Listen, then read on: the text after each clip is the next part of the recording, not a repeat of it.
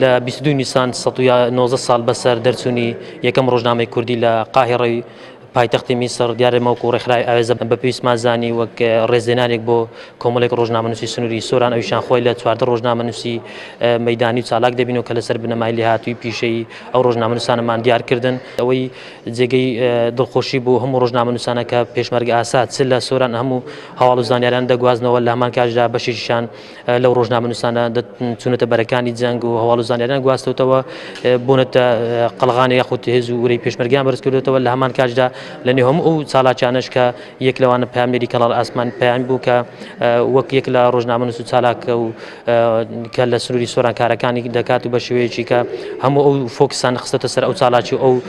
خزمەتگوزاریانەی کە لەو شارەدانین و هەمویان گواستوتەوە بۆ بیرەدان.